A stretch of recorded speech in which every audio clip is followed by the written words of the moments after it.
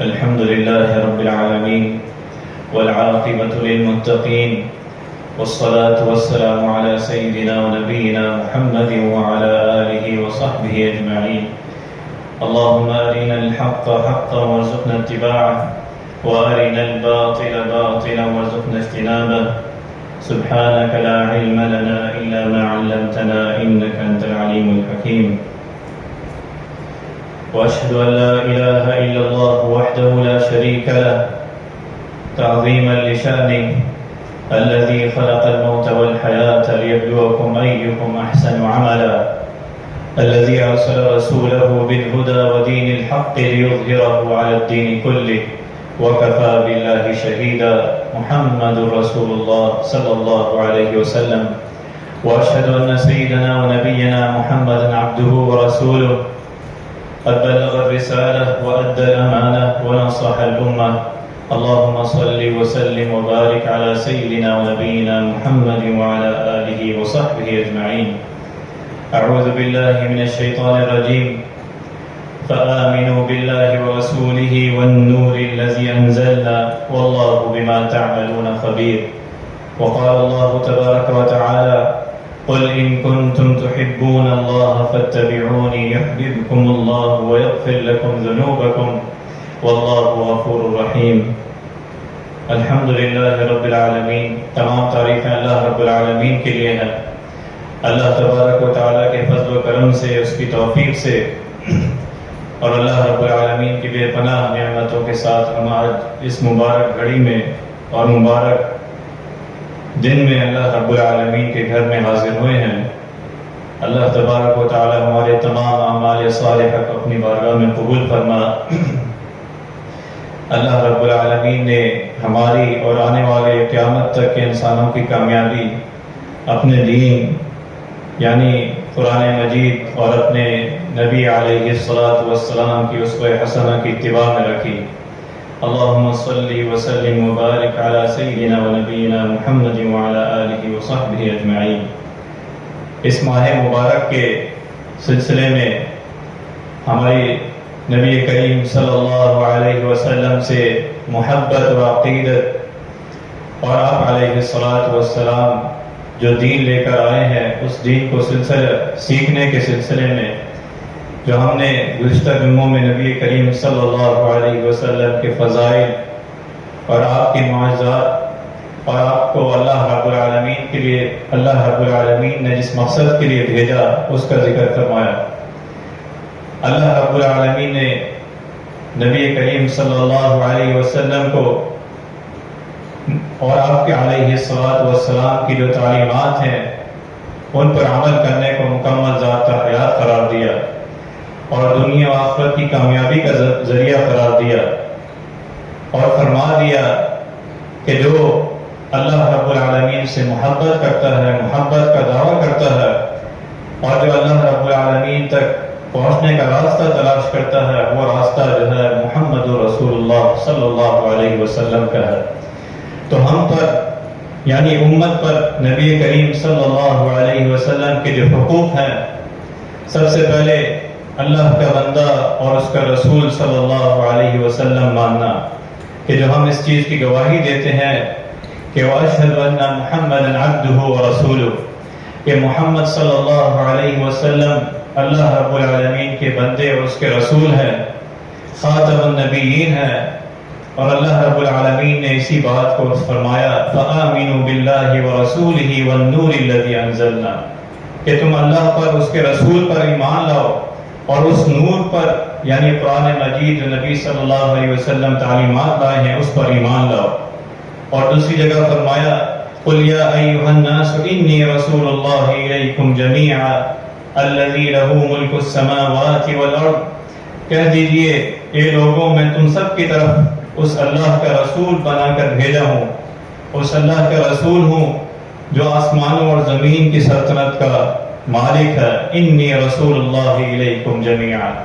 تو سب سے پہلا یہ حق ہے کہ ہم نبی کریم صلی اللہ علیہ وسلم پر ایمان لائیں،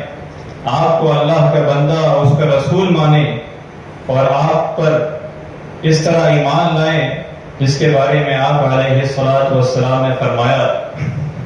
کہ ایک حدیث کا مفہوم ہے کہ فرمایا طوبى لمن رآنی وآمن بی، کہ خوشخبری ہے اس شخص کے لیے جس نے مجھے دیکھا اور مجھ پر ایمان لایا، اور پھر زیادہ خوشخبری دی، زیادہ بشارت دی، فرمایا وطوبى لمن 7 مرات لمن لم يرانی وآمن بی، کہ اس کے لیے 7 مرتبہ خوشخبری اور بشارت دی کہ اس کی فضیلت اور مقام، کہ جس نے مجھے دیکھا نہیں اور مجھ پر ایمان لایا، میری اطاعت کی، میرے سے محبت کی، گویا کہ یہ قیامت تک کے آنے والوں کے لیے بشارت ہے نبی کریم صلی اللہ علیہ وسلم کی امتی، کہ ان کے لیے خوشخبری اور بشارت ہے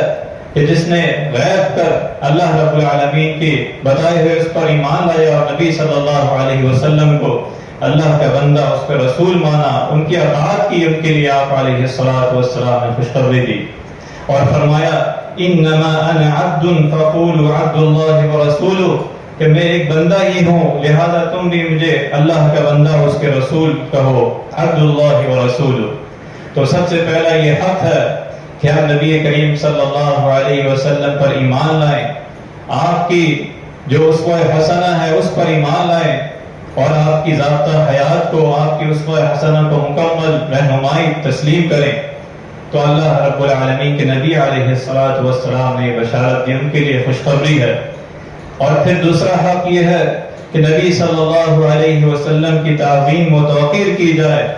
ان کا ادب دل و جان سے ان کا احترام کیا جائے، ان کی تعظیم و توقیر کی جائے، جو فرمایا یا ایھا الذین آمنوا لا ترفعوا اصواتکم فوق صوت النبی ولا تجهروا له بالقول كجهر بعضكم لبعض ان تحبط اعمالكم وانتم لا تشعرون، کہ ایمان والو نبی کی آواز سے اپنی آواز اونچی نہ کرو، ان کے سامنے بلند آواز سے اس طرح بات نہ کرو جس طرح تم آپس میں ایک دوسرے سے بلند آواز سے بات کرتے ہو، کہ کہیں ایسا نہ ہو ان تحبط اعمالکم وانتم لا تشعرون، کہ تمہارے اعمال برباد ہو جائیں اور تمہیں اس کا احساس تک نہ ہو۔ تو نبی صلی اللہ علیہ وسلم کی تعظیم و توقیر و ادب کا اللہ رب العالمین نے حکم دیا،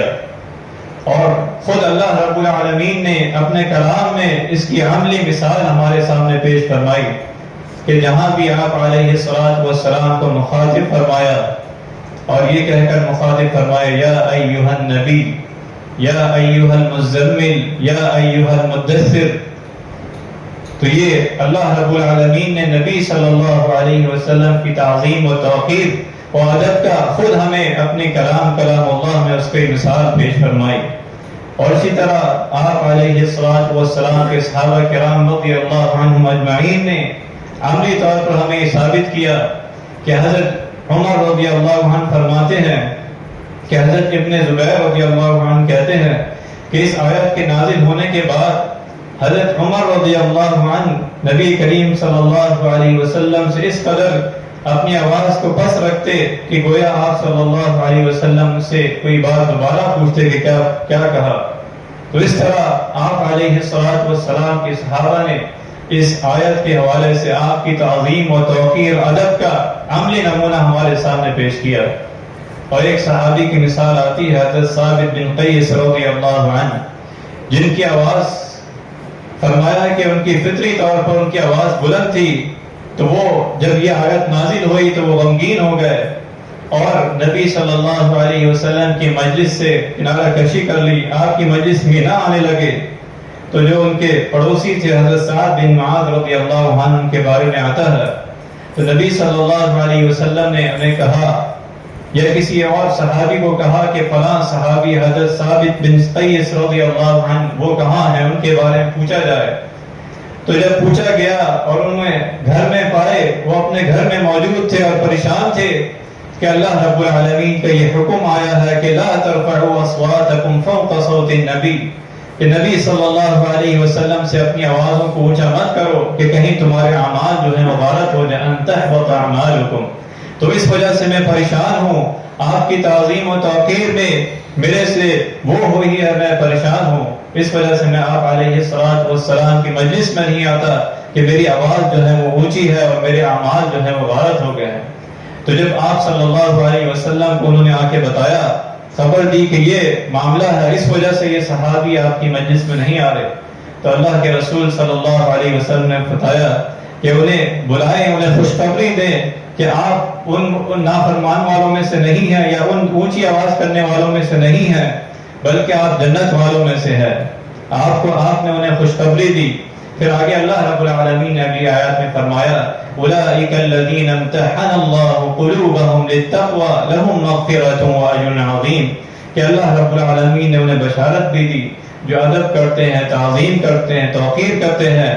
اور ہمیشہ اس بات کا خیال رکھتے ہیں کہ اپنی آوازوں کو بھی نبی صلی اللہ علیہ وسلم کی اس آواز سے پست رکھیں اور اپنے اعمال کو بھی اللہ اس کے رسول صلی اللہ علیہ وسلم سے آگے نہ بڑھیں۔ جو اللہ اس کے رسول صلی اللہ علیہ وسلم نے بتایا ہے اسی پر عمل کریں۔ وَمَا آتَاكُمُ الرَّسُولُ فَخُذُوهُ وَمَا نَهَاكُمْ عَنْهُ فَانْتَهُوا وَاتَّقُوا اللَّهَ۔ اور صحابہ کرام رضی اللہ عنہم کہ ایک اور مثال نبی کریم صلی اللہ علیہ وسلم کی توقیر اور تعظیم کے حوالے سے ملتی ہے کہ جب صلح حدیبیہ کا واقعہ ہوا، صلح حدیبیہ کے موقع پر نبی کریم صلی اللہ علیہ وسلم کے پاس حضرت عروہ بن مسعود ثقفی رضی اللہ عنہ جو اس وقت مشرک تھے اور نمائندے قریش کی طرف سے آپ صلی اللہ علیہ وسلم کے پاس آئے، تو انہوں نے جب واپس لوٹے قریش کے پاس اور نبی صلی اللہ علیہ وسلم کی اس مجلس کا اور آپ کے صحابہ کرام رضی اللہ عنہم اجمعین کی تعظیم اور توقیر کا جو بیان کیا، فرمایا کہ یہ میری قوم، اللہ کی قسم میں نے بڑے بڑے بادشاہوں سے مل چکا ہوں، میں نے قیصر و کسریٰ اور نجاشی جیسے بادشاہ سے دیکھا ہے، لیکن اللہ کی قسم میں نے کوئی ایسا بادشاہ نہیں دیکھا جس کے اس کے ساتھی اتنی تعظیم کرتے ہوں جتنی تعظیم محمد رسول اللہ صلی اللہ علیہ وسلم ان کے ساتھی کرتے ہیں۔ ان کی تعظیم و توقیر و ادب میں ایسا کوئی مثال میں نے نہیں دیکھی، دنیا کا کوئی بادشاہ نہیں دیکھا جس طرح آپ کے صحابہ کرام رضی اللہ عنہم اجمعین آپ صلی اللہ علیہ وسلم کے ادب و تعظیم کرتے ہیں۔ فرمایا اللہ کی قسم اگر وہ کھنکارتے بھی ہیں تو ان کے منہ سے نکلنے والا بلغم ان کے کسی ساتھی کے ہتھیلی میں ہی گرتا ہے جسے وہ اپنے چہرے اور اپنے جلد پر مل لیتے ہیں۔ یہ ان کی تعظیم و توقیر و محبت۔ اور پھر فرمایا کہ جب وہ کوئی حکم جاری کرتے ہیں تو ان کے ساتھی فوراً اس پر عمل کرتے ہیں۔ جو وہ وضو کرتے ہیں تو وہ اس انتظار میں ہوتے ہیں کہ نبی کریم صلی اللہ علیہ وسلم کے یہ پانی وضو کا وہ ہمیں مل جائے۔ ہر ساتھی آپ کا صحابہ میں سے فدا کا وحدی و ام رسول اللہ کہ کہیں ہمیں یہ پانی مل جائے، ہمیں آپ صلی اللہ علیہ وسلم کا پسینہ مل جائے۔ تو یہ آپ صلی اللہ علیہ وسلم سے محبت، اور جب وہ بات کرتے ہیں تو اپنی آوازوں کو نیچا رکھتے ہیں، اور آپ کے ادب و تعظیم نے اپنی نگاہوں کو، اپنی نظروں کو آپ سے نہیں ملاتے۔ تو یہ آپ صلی اللہ علیہ وسلم کی صحابہ کرام رضی اللہ عنہم کی اجمعین کی عملی محبت تھی، عملی اظہار اور مثال تھی جو انہوں نے آپ صلی اللہ علیہ وسلم کی تعظیم اور توقیر کر کے دکھائی۔ پھر اس پر آپ صلی اللہ علیہ وسلم سے محبت جو امت پر اور ہم پر سب پر حق ہے کہ نبی کریم صلی اللہ علیہ وسلم کی تعظیم و توقیر، اور پھر ان سے محبت اتنی کہ اللہ کے رسول صلی اللہ علیہ وسلم نے خود فرمایا لا يؤمن احدكم حتى اكون احب اليه من والده وولده والناس اجمعین، کہ جو اس وقت تک ایمان کی تکمیل و مقام نہیں مل سکتا کہ جو مجھ سے سب سے زیادہ محبت نہ کرے۔ فرمایا ثلاث من كن فيه وجد حلاوة الایمان، کہ وہ تین بندے، تین خصلتیں ایسی ہیں کہ جن میں یہ خصلتیں ہوں گی اس نے ایمان کی حلاوت کا مزہ چکھ لیا، ایمان کی مٹھاس چکھ لی۔ ان یکون اللہ ورسولہ احب الیہ مما سواہما، کہ اللہ اس کے رسول صلی اللہ علیہ وسلم سے محبت سب سے بڑھ کر محبت ہو، کسی اپنے رشتہ دار سے، عزیز و اقارب سب سے بڑھ کر محبت ہو۔ اور پھر فرمایا وَأَن يُحِبَّ الْمَرْءُ لَا يُحِبُّ إِلَّا لِلَّهِ وَأَن يَكْرَهَ أَن يَعُودَ فِي الْكُفْرِ، اور دوسری بتائی کہ اللہ کے لیے وہ محبت کرے، سب سے زیادہ محبت جو ہے وہ اللہ کے لیے کسی شخص سے محبت کرے اللہ کی خاطر۔ اور تیسری چیز فرمائی کہ وہ اسے کفر کی طرف لوٹنا اسی طرح ناپسند ہو جیسا کہ جہنم میں ڈالنا۔ تو یہ نبی صلی اللہ علیہ وسلم سے محبت و عقیدت یہ ایمان کا حصہ ہے کہ جب حضرت عمر رضی اللہ عنہ نبی کریم صلی اللہ علیہ وسلم کے ساتھ تھے تو حضرت عمر رضی اللہ عنہ نے فرمایا یا رسول اللہ صلی اللہ علیہ وسلم فداک ابی و امی یا رسول اللہ، لأنت أحب إلي من كل شيء إلا من نفسي، کہ اے اللہ کے رسول صلی اللہ علیہ وسلم مجھے آپ دنیا کی ہر چیز سے محبوب ہے، محبت کرتا ہوں، پسند ہے، سوائے میری جان سے زیادہ محبوب نہیں ہے۔ تو اللہ کے رسول صلی اللہ علیہ وسلم نے فرمایا لا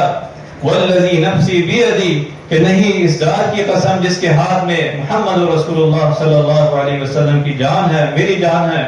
یہاں تک کہ میں تمہیں تمہاری جان سے زیادہ محبوب نہ ہو جاؤں۔ تو پھر فرمایا حضرت عمر رضی اللہ عنہ نے اللہ کی قسم اب آپ مجھے میری جان سے بھی زیادہ محبوب ہے۔ تو حضرت محمد صلی اللہ علیہ وسلم نے فرمایا اے عمر الان، کہ اب جو ہے صحیح بات کہی، اب بات جو ہے وہ بنی ہے محبت کی، اب بات بنی ہے محبت کی، جو اللہ رب العالمین نے فرمایا قل ان کنتم تحبون اللہ فاتبعونی یحببکم اللہ، کہ اللہ کے رسول صلی اللہ علیہ وسلم سے محبت کا دعویٰ اصل میں اللہ رب العالمین کی طرف جانے کا راستہ ہے، لیکن وہ راستہ تعظیم و توقیر اور محبت و اطاعت کا راستہ ہے جو نبی صلی اللہ علیہ وسلم دین لے کر آئے، اس پر عمل کرنا۔ حضرت عائشہ رضی اللہ عنہ فرماتی ہے ایک اور مثال نبی صلی اللہ علیہ وسلم کی محبت، کہ ایک صحابی اللہ کے رسول صلی اللہ علیہ وسلم کے پاس آئے اور فرمایا کہ آپ مجھے میری جان سے اس طرح محبوب ہیں، میری اولاد سے، میری تمام رشتہ داروں سے محبوب ہیں، اور میں جب گھر میں ہوتا ہوں تو آپ کو یاد کرتا ہوں، اور جب میں صبر نہیں کر پا سکتا آپ کی مجلس میں آتا ہوں، آپ کو دیکھ لوں تو میں سکون میں ہوتا ہوں، مجھے سکون ہوتا ہے کہ میں آپ صلی اللہ علیہ وسلم کو دیکھ رہا ہوں، لیکن مجھے یہ چیز جو ہے وہ غمگین کرتی ہے کہ جب میں مر جاؤں گا، موت جو ہے وہ ہر حال میں آئے گی۔ فرمایا کہ میں جب جنت میں داخل اگر ہو گیا، میرے اعمال نبی صلی اللہ علیہ وسلم سے محبت و اطاعت، لیکن میں اس بات پر غمگین ہوتا ہوں کہ اللہ رب العالمین نے جو آپ کا مقام و مرتبہ ہے اور اعلیٰ مقام ہے، کہ جنت میں بھی میں آپ کو کہیں دیکھ پاؤں گا یا نہیں، کہیں میرا اور آپ کا ساتھ جنت میں بھی ہوگا یا نہیں، یہ چیز مجھے غمگین کرتی ہے۔ تو اللہ کے رسول صلی اللہ علیہ وسلم نے اللہ رب العالمین کا یہ آیا، یہ بیان، یہ اللہ رب العالمین کے رہنمائی پڑھ کر سنائی وَمَن يُطِعِ الرَّسُولَ فَأُولَٰئِكَ مَعَ الَّذِينَ أَنْعَمَ اللَّهُ عَلَيْهِمْ، کہ محبت و اطاعت میں جو اللہ رب العالمین کے رسول صلی اللہ علیہ وسلم کی اطاعت کرے گا، وَمَن يُطِعِ الرَّسُولَ، وہ ان کے ساتھ ہوگا، دنیا میں بھی اور آخرت میں بھی ان کے ساتھ ہوگا۔ وَمَن يُطِعِ الرَّسُولَ فَأُولَٰئِكَ مَعَ الَّذِينَ أَنْعَمَ اللَّهُ عَلَيْهِمْ مِنَ النَّبِيِّينَ۔ تو اللہ کے رسول صلی اللہ علیہ وسلم نے جب یہ رہنمائی دی، اللہ تبارک و تعالیٰ کے پیغام دیا، یہ آنے والی امت تک کے لیے رہنمائی ہے کہ نبی صلی اللہ علیہ وسلم کی محبت اور آپ کی محبت کا عملی نمونہ، عملی اظہار جو ہے نبی صلی اللہ علیہ وسلم کی اسوہ حسنہ، نبی صلی اللہ علیہ وسلم کی اطاعت و فرمانبرداری، اور وہ اسوہ حسنہ جن کے بارے میں اللہ رب العالمین نے خود فرمایا لَقَدْ كَانَ لَكُمْ فِي رَسُولِ اللَّهِ أُسْوَةٌ حَسَنَةٌ، کہ تمہارے لیے بہترین اور عمدہ مثال ہے، نبی کریم صلی اللہ علیہ وسلم کی زندگی میں بہترین نمونہ ہے، اور ان لوگوں کے لیے لِمَنْ كَانَ يَرْجُو اللَّهَ وَالْيَوْمَ الْآخِرَ، جو اللہ پر اور آخرت پر ایمان رکھتا ہے، وَذَكَرَ اللَّهَ كَثِيرًا، اور اللہ کو کثرت سے یاد کرتا ہے، کیونکہ اللہ رب العالمین کی محبت، اللہ تبارک و تعالیٰ کی طرف پہنچنے کا راستہ یہ ہے وہ نبی صلی اللہ علیہ وسلم کو اپنا نمونہ بنائے، وہ آپ علیہ الصلوۃ والسلام کے اخلاق کو، آپ کے افعال کو، اپنے قول کو اپنی نمونہ بنائے۔ تو یہ اللہ رب العالمین کی محبت، اللہ رب العالمین تک پہنچنے کا، اس کی رضا کا، اس کی خوشخبری کا ذریعہ ہے۔ فرمایا فَلَا وَرَبِّكَ لَا يُؤْمِنُونَ حَتَّى يُحَكِّمُوكَ فِي مَا شَجَرَ بَيْنَهُمْ ثُمَّ لَا يَجِدُوا فِي أَنفُسِهِمْ حَرَجًا مِّمَّا قَضَيْتَ وَيُسَلِّمُوا تَسْلِيمًا، کہ اللہ کے رسول صلی اللہ علیہ وسلم کی محبت و اطاعت، یہاں تک کہ قسم ہے آپ کے رب کی وہ مومن نہیں ہوں گے یہاں تک کہ وہ اپنے اس فیصلہ کرنے والے مان لیں، آپ سے فیصلہ کروائیں، اور اگر آپ فیصلہ کر لیں تو آپ کے جو درمیان اور ان کے درمیان جو اختلاف ہے اس میں جو آپ فیصلہ کر لیں، اپنے دل میں کوئی تنگی محسوس کیے بغیر اس فیصلے کو قبول کریں۔ حتى يحكموك فيما شجر بينهم ثم لا يجدوا في أنفسهم حرجا مما قضيت ويسلموا تسليما، اسے اسی طرح قبول کر لیں بغیر اپنے دل میں کوئی ہچکچاہٹ کے جو اللہ کے رسول صلی اللہ علیہ وسلم نے فیصلہ سنا دیا۔ فرمایا حضرت ابو ہریرہ رضی اللہ عنہ فرماتے ہیں کہ نبی کریم صلی اللہ علیہ وسلم نے فرمایا میری امت کے تمام لوگ جنت میں داخل ہوں گے سوائے اس کے جس نے انکار کر دیا. فرمایا قال ومن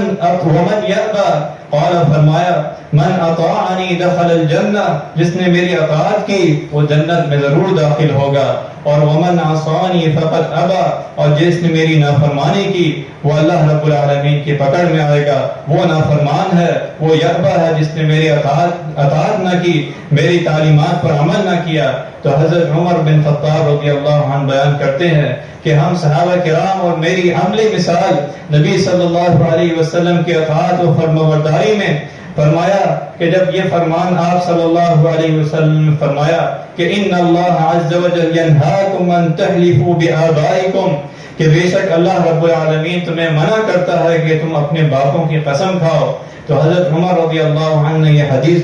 کر کے فرمایا کہ یعنی جب رسول اللہ صلی اللہ علیہ وسلم نے یہ فرمان ہمیں سنایا تو اس کے بعد میں نے اس کو اس طرح پکڑ لیا اور صحابہ کرام نے اس کو اس طرح پکڑ لیا کہ اس کے بعد کوئی جو ہے اپنی آبا کی اپنے باپوں کی قسم نہیں اٹھاتا کہ اللہ کے رسول صلی اللہ علیہ وسلم کی نافرمانی نہ ہو. کہ جو آپ صلی اللہ علیہ وسلم نے حکم دیا، جو آپ صلی اللہ علیہ وسلم نے ہمیں منع فرمایا کہ وہی اللہ رب العالمین کی رضا ہے. وما آتاکم الرسول فخذوه وما نهاکم عنه فانتهوا واتقوا اللہ ان اللہ شدید العقاب. پھر اسی طرح نبی کریم صلی اللہ علیہ وسلم پر درود و سلام، ان کی تعظیم و تعقیر میں اطاعت و فرما برداری اور محبت، یہی اللہ رب العالمین کا فرمان ہے ان اللہ وملائکتہ یصلون علی النبی، کہ بے شک اللہ رب العالمین اور اس کے فرشتے نبی کریم صلی اللہ علیہ وسلم کی تعریف کرتے ہیں، اس پر درود و سلام بھیجتے ہیں.